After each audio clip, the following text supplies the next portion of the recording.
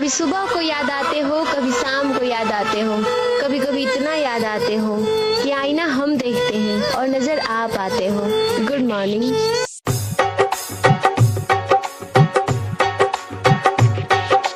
DJ Amit Raj.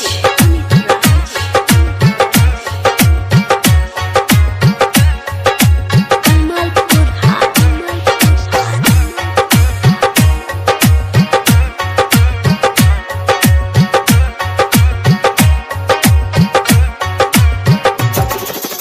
Mixed by Aditya Recording Studio, Gopalganj.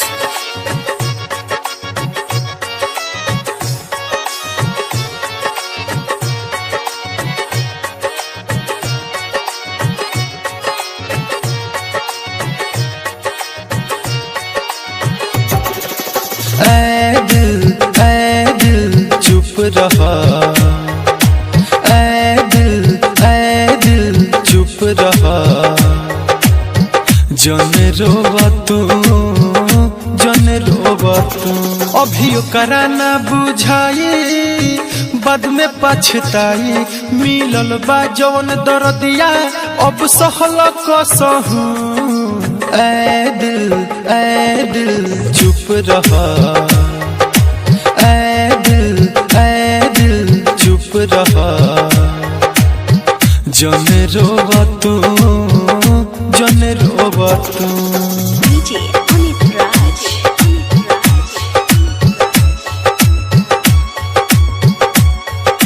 Kamalpur High.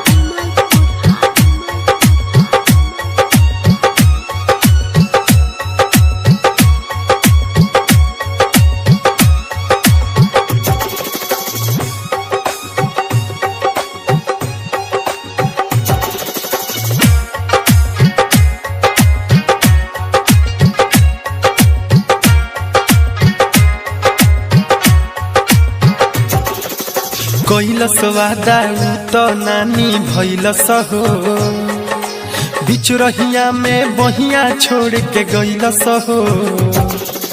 कैसन मोड़ पे जिंदगी लियलस हो, छोड़ के हमके दोसर के बहिया धैलस हो। जब दिलव करो दुखाई, बाद में पछताई।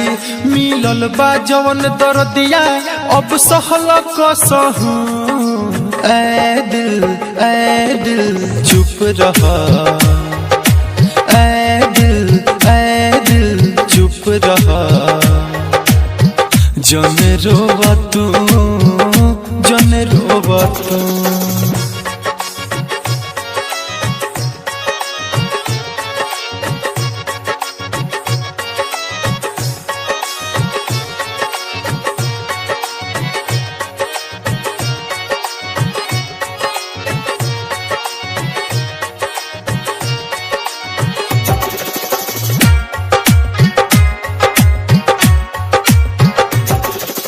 तनको नाही सोचल सौहर जाई हो, टूटल दिलवा लेके दीपक कहाँ जाई हो। बिया रोवले हो हंसे ना पाई हो, भूल न पाई कैल कर बेवफाई हो।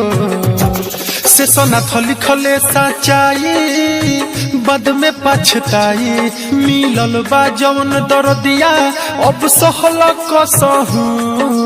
ऐ दिल चुप रहा, ऐ दिल चुप रहा।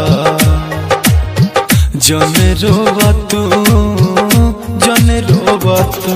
अभी ओकरा ना बुझाई, बाद में पछताई। मिलल बा जवन दर्दिया, अब सहल कसहू। ऐ दिल चुप रहा,